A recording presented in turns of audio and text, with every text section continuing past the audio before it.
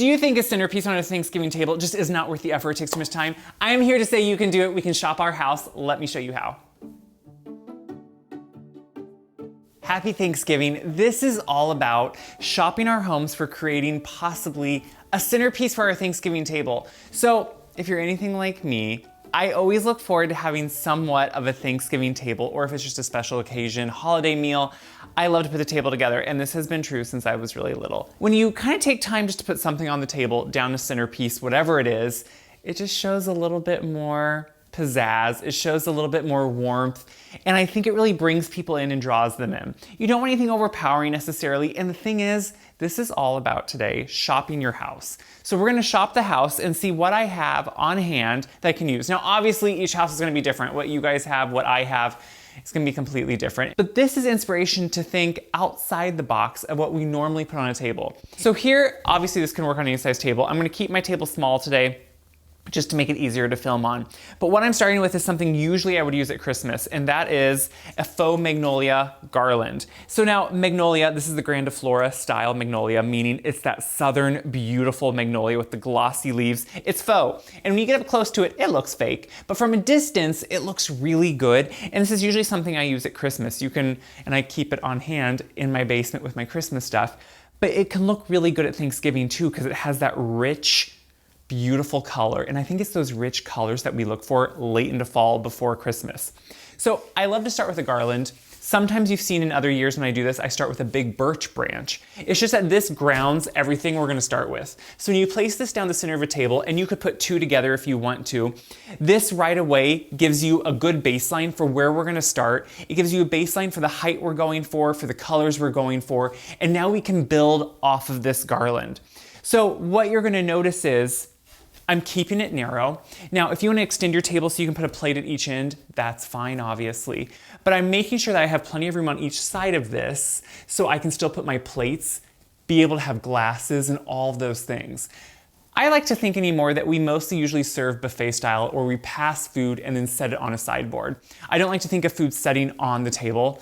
It's just not something I usually go for. So putting down a centerpiece gives us still plenty of room, and now we can build up on it. So the first thing I'm gonna do is think of color, and maybe think of things we would have in our fridge or could go easily purchase in the produce aisle. I love shopping the produce aisle for centerpieces, and we're gonna start with, yeah, you see them, pomegranates. I love pomegranates. I think one, they have beautiful color. We only get them at certain times of the year, and so they have that reddish color, which really pops. So what I'm gonna really do is create what feels almost like a living garland without having to wire anything together or do anything. So I'm gonna just place these every so often, and what you can see is that instantly what we're doing is creating some color, some definition, and some texture in this. And once these are done, we wanna kind of just build off of this color and think, what other colors can we add? Now, if you're not thinking, maybe this doesn't go for the colors you're thinking, you could think pumpkins, you could think squash, you could think gourds. I just like to think outside the box. So I'm gonna grab some pears and start putting them on, and then you're gonna really see how the colors start forming together. So I've already placed some green pears, and now I'm just doing some red. So what you can see this is doing is just creating textures within this garland, almost making it feel like it's this living thing, and it really is something that's easy and pretty low cost. We're using a faux garland that we had on hand. For you, it might be something different. Even some branches or some sticks from outside create that nice rustic indoor-outdoor feel. And you can see how this alone could work. And that's what's great, is you can just slowly keep building on it and seeing what you might have. Now, a lot of times I do. I love a beautiful big flower bouquet right in the middle of the table. It takes some arranging. It can be pretty costly. I also love just doing flowers in smaller ways. So these little cute arrangements, they really look like they took some great time to put together. They have some nice composition, they have some little pops of color, but guess what?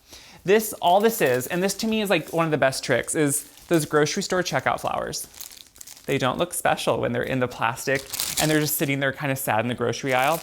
But what I think we often forget is flowers that have the long stems, they're just tall and awkward. And if you think of just putting these in a vase, it really does nothing. But what does do something is, and just to me instantly, is when you cut them short and create a little bouquet. It instantly elevates them. It makes it feel almost like they were more put together and arranged. So I tightly hold that bunch I just purchased at the grocery store checkout.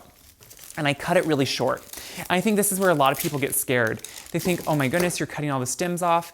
I take a lot of those excess leaves off just so they don't sit in the water. But what I do then is I have these little, I'm using little brown, kind of spongeware, brownware, little custards I have. And then you put them right in there, and look how instantly it holds and hugs this little arrangement. And now you have 3 beautiful little arrangements that looks like we took time to put together. They're just mums. They're just really simple things that you find in the fall. But now when you place them at different spots on your table, and you can kind of pick spots, they're just these little pops of color, super low cost. So I think they were $5 at the checkout. So I bought 3 packages of those $5 ones. So $15 for flowers, and they're fresh flowers. And what's nice is it creates all these little areas down the table of fresh flowers. So each person, depending on how long your table is, can see some of the flower and can enjoy it. Now, obviously you can do one big bouquet if you want to, but I think we often forget what this simple act of cutting flowers into a small bouquet, it makes a huge impact and a huge difference. It's one of my favorite things to do. The other thing I will do is when I'm using something like a garland that is faux, I will pick certain accent. I will just go to the florist at the grocery store, that's where I was, and I looked and I just got some picks. So these were sold individually, and I will just fill in these picks, cut them as needed, and then it kind of creates what almost could look like a living, again, see how we keep going back to this whole like living concept of a garland? You can create them and cut them whatever size you want, and then you can just put little pieces of real in this garland every so often, and it creates a little moment that makes it feel like this garland was actually real and put together.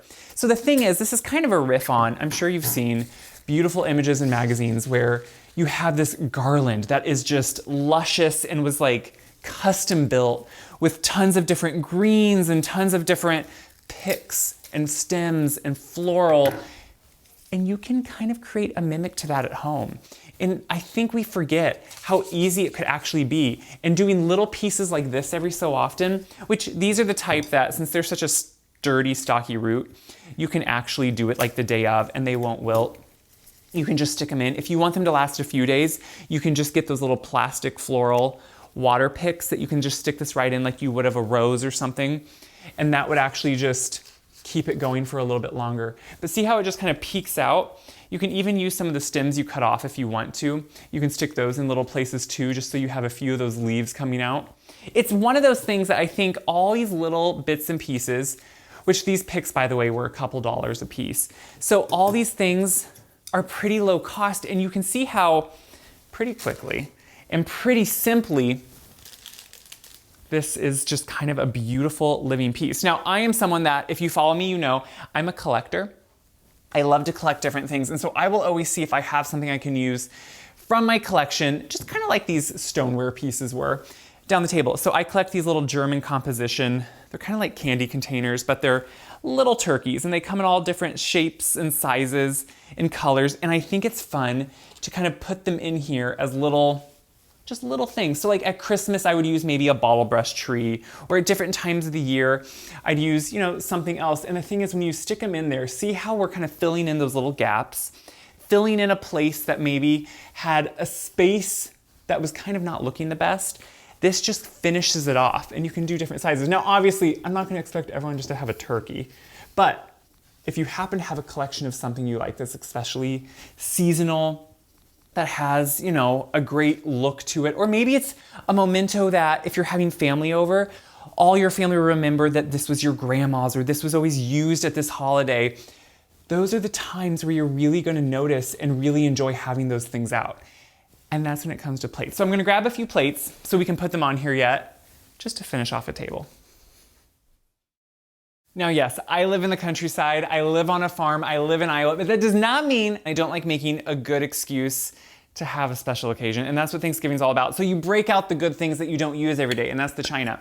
So I do collect china too. I'm using a couple different Wedgwood pieces, and I like to mix and match. I think it kind of creates old things in a new modern way. So when you create kind of surprise pops of color and put them on top of each other, so like a salad course maybe with this like royal blue, and then you have that beautiful gold leaf on the bigger plate. I know, you know, these things are the things that obviously you don't have to go out that way. Maybe it seems pretentious, but it's not pretentious if you just have fun with it and you make it informal. So obviously, I think we should all know, I do a table actually pretty informally, meaning I'm not gonna do a full service on it of silverware, but I will put on my knife facing inward on the right side. You wanna face inside towards the plate. You wanna put a spoon beside it.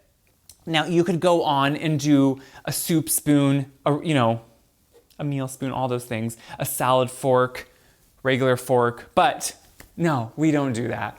We will just do this service. And then to kind of make sure it's not too formal, I usually use my more just everyday glasses, not always the goblets, because that way things just seem a little bit more at ease. So you have a small glass for wine if you want wine, or a cocktail. I usually love a cocktail, and a water glass.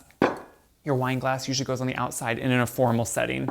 So this is kind of, to me, how I think about a table. I think about, what do I have that can seem dressed up and seem maybe special and put together? And that's starting with that faux garland, just to give me the base and give me an area to start going from.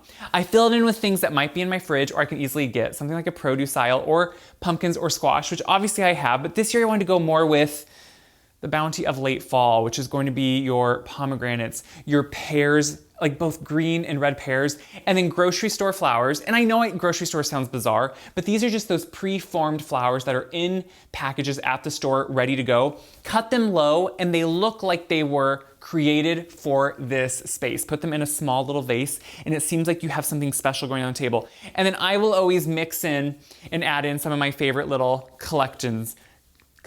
Why? Because I love them. And if you're not gonna use your things you have, and if you're not gonna find time to use them, what's the point of having them, right? I find often we collect things or we have things and we store them in boxes or we don't use them. You need to find a reason to celebrate the everyday, especially when it comes to things like Thanksgiving. That's the time to do it. What I hope this does is inspire you to think outside the box, inspire you to maybe create something on your table that you wouldn't usually, but more so have fun with it. Have some whimsy thrown in, have something you enjoy. Because guess what? When you're enjoying it, your guests are gonna enjoy it even more. And it's so much fun to have people over and know you put time and care and love into it. They're gonna feel that from the start. Don't overthink it, just enjoy it and have fun. So as always, share these videos around, because when you share these videos, not only does it help me, but it helps everyone else see this is doable. If I can do this, anybody can have fun doing this. Check my website, wiseguy.com, for all of your recipe needs, whether it's for Thanksgiving, whether it's for Christmas, or any time of the year. There's tons of recipes on there. And until next time, make something special out of the everyday or for a big day, because guess what? You gotta enjoy it while you can.